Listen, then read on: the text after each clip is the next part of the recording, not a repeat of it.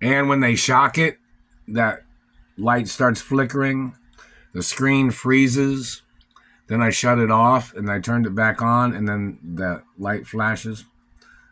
It's like the black screen or whatever. I don't know. And then it messes up, and